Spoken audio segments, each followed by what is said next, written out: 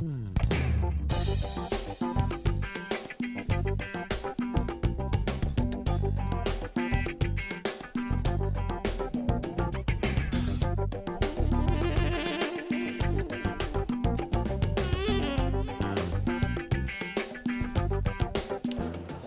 and welcome. I'm James Milan, and here in Cambridge for the opening night of the 2015 Arlington International Film Festival.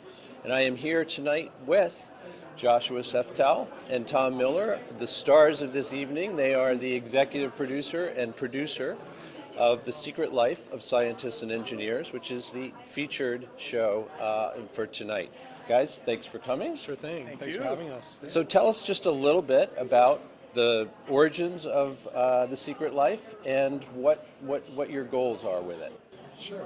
Well, so there was a point in time a few years ago when we were doing science journalism, and we noticed that scientists don't really get a lot of attention, and we, Tom and I were talking to each other, and we said, how is it possible that we know so much about Kim Kardashian, yet we know nothing really about the lives of scientists who are really the people who are helping to change our world and are forging our future. And we started talking about that and said, let's create a series that delves into that and that humanizes scientists and makes science accessible. And so we brought the idea to Nova, and it became a web series. And Tom, could you just describe what are the components of the series? Sure. So we do profiles of the scientists. They're usually very short videos that live on the web. And we explore their science, so we definitely are taking science and engineering very seriously, and at the same time, we're playful.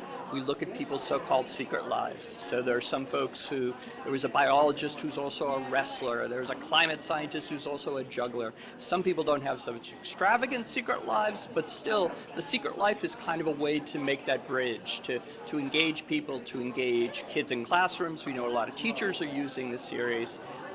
And to get them excited about science too. So, yeah, and I know that this is far from the first season. I think you're starting your 5th season. Is that right? That's right. Was that as you anticipated, or has it kind of taken off in a way that you weren't anticipating?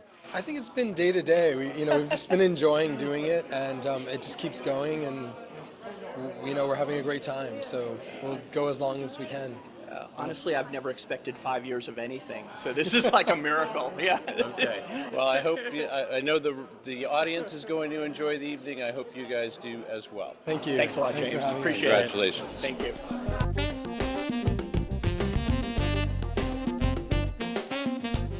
I'm here with Paula Apsel, who is the senior executive producer of Nova. Paula, thanks for coming tonight. Very welcome. Happy to be here. My understanding is that The Secret Life is not typical Nova fare. Was this something that an area, web series, etc., that you wanted to get into? Does Nova do this, generally, or is this an exceptional series for you? Well, Nova was first. We've been on the air for 42 seasons. So Nova was primarily a television program. But of course, you can't survive in this environment anymore as just a television program. So several years ago, we really started to think about our digital presence. And one of the things that we wanted to do was to make short-form videos.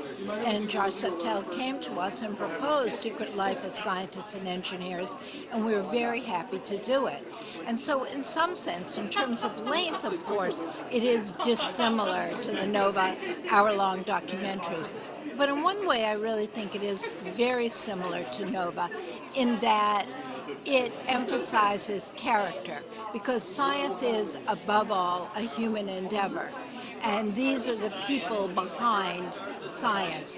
And we're very happy to have the opportunity to, in a sense, dispel a lot of the stereotypes about scientists. That they're nerdy, that they are in the lab all day and night, and they have no other interest. Because, of course, nothing can be further from the truth. Scientists are very passionate people, and they have tons of interest. And I think Secret Life really makes that point very well. And with the notable success of Secret Life as a web series, can we expect more such fare from Nova in the future, do you think?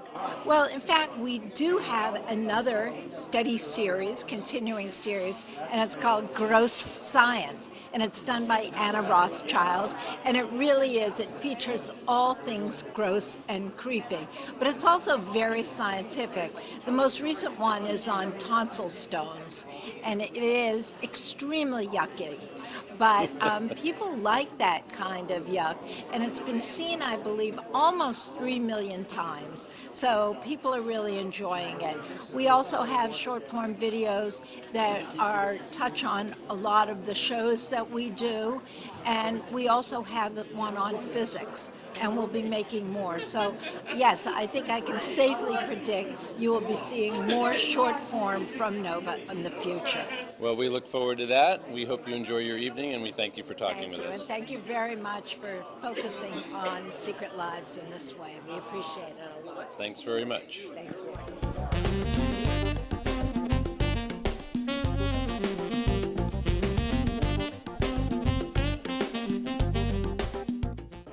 I am here with Rudy Tanzi, who is one of the featured subjects of The Secret Life of Scientists and Engineers. And Rudy, the scientific world knows you as an Alzheimer's researcher of note, but what do we not know, or what would scientists be surprised to find out?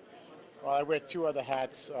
One is that I play keyboards with Joe Perry, the legendary guitar player of Aerosmith, and I'm a side musician for Aerosmith on their last album. And I also write books. I wrote a book called Super Brain with Deepak Chopra that ended up being a bestseller, and I got a new one coming out in November called Super Genes. So those are my two other hats. So you clearly have too much time on your hands, Rudy. No, I don't get enough sleep. That's the problem. I need more sleep. I do this at night. So. Yes. How do you pull it off is really probably people's central question. Do you have any short answer to that? Coffee. All right. Same thing the rest of us use, as it turns out. Yeah. Thanks for talking with us tonight, My and pleasure. enjoy. Thank you very much. All right.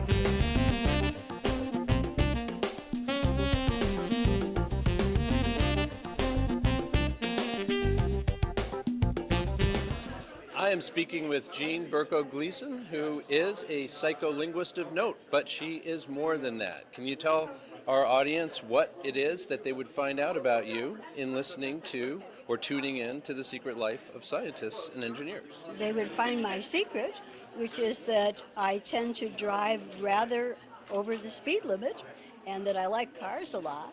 So that's perhaps what they would learn first. But they'd learn a lot of other things too, which is that I don't like little kids who don't say thank you and goodbye, and that I feel fairly strongly about being polite. Except when you're driving fast, I guess. When I'm driving fast, as I said to the guys when they first talked to me, I said, I'm not so much a fast driver as an efficient driver. And of course, sometimes that means going fast, but it's important to be efficient. Yes, the shortest distance between 2 points is not always a straight line in a car, is it? And the other thing, of course, I told them is that I really like a stick shift. But now I have a problem because none of my young friends know how to drive my car. So if I take a long trip, I'm the old lady and my young friends are sitting there being chauffeured around by me because I can shift the car, they can't. It is true that for anybody who has driven shift for a long time, driving an automatic doesn't seem even like driving, does it? It seems like you might as well take a nap on the way. And Or eat a meal or something. I think many people do take a nap on the way. So anyway, I like to shift the car. It's control and it's fun.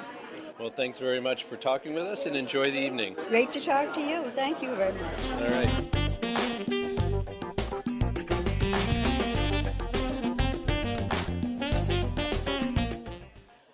It is my distinct pleasure to be here with Erika Ebbel, who is a biologist. Biochemist, excuse me. She's a biochemist of note in the scientific world, but also has a secret, as you can find out on The Secret Life of Scientists and Engineers. Would you mind sharing that with us? Sure, I am a former Miss Massachusetts in the Miss America program. And I understand that if I'm thinking about it correctly, that there is a talent component to the beauty pageant Talents. Is that right? Yes, there is. I would imagine that you fared well there. Well, I did. So I actually won talent at Miss America. I'm a classical pianist. I went to the San Francisco Conservatory of Music for my training. So a beauty pageant contestant, or winner, in fact, a concert pianist, and, oh yes, a biochemist. Yes, thank you. How do you do it? You know, the music is a great hobby, and it's something that relaxes me, and the science is very challenging, but it's stimulating, and I love it. And the pageant was just a very unique experience that helped to create a more well-rounded personage. So it all fits together. I would imagine you sleep well every night. I do like to sleep, very much so. I need my sleep. It's got to be one of the secrets as well. So thanks for talking with us, yes. and enjoy yourself tonight. Thank you so much.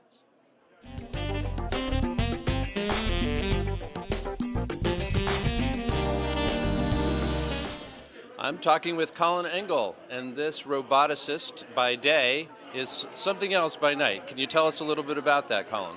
Well, I think you're talking about some of the adventurous sports that I like to take on. You're right. Can you just describe a little bit what some of those are and what how it is that you embrace them?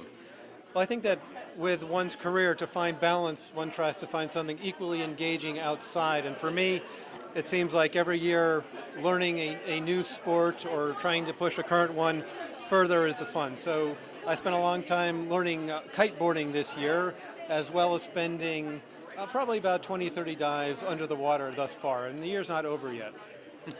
You are as ambitious, I'm sure, in your adventuring as you are in your professional life.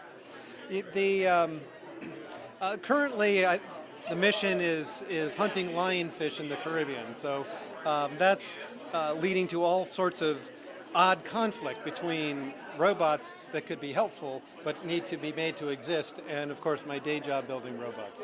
Yeah, I think it must be really actually very interesting to have your hand in two such very, very different worlds. One, the world of technological innovation, the other world of kind of physical challenge and, just relying on your human body. It's how I balance life. If probably growing up when I would spend my summers as a whitewater canoeing instructor and then my year as a student at MIT, that balance, and I think I've been trying to recreate that same feeling ever since. Well, thanks so much for talking with us, and enjoy the evening.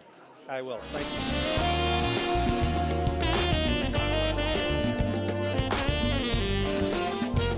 Several of the folks I've been talking to tonight have needed an introduction.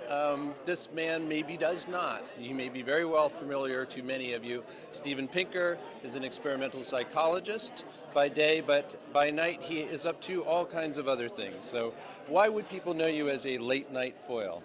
I had the distinction of being on the Colbert Report 4 times, most terrifying experience of my career, but I must have survived the first time because he had me on again. That's right. Either you bring out the sadist in him, or things actually worked well. So what does that do for you, being on the Colbert Report and other such activities in terms of your science? Well, I certainly hope that it will give a line to my obituary writer for my finest moment, which is when he said, you study the brain, I demand that you explain to me how the brain works in exactly 5 words. And I said, brain cells fire in patterns. The crowd went wild. He was dumbstruck. That may be my finest moment of my career. And can I ask, I assume that question came out of the blue for you?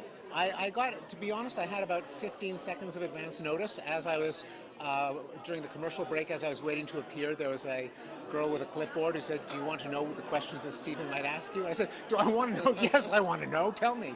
And so she gave me a list of questions. That was one of them. And as the clock was ticking down, I prepared an answer to that one. So it wasn't totally off the cuff, but it was close. Yes, it was 15 seconds qualifies as a great achievement in terms of that kind of succinctness. Congratulations. Thank you. I'm sure you'll have some more chances for such achievements in the future. And thanks very much for talking with us. Oh, it's a pleasure. Thanks for having me. Enjoy the evening. Thank you.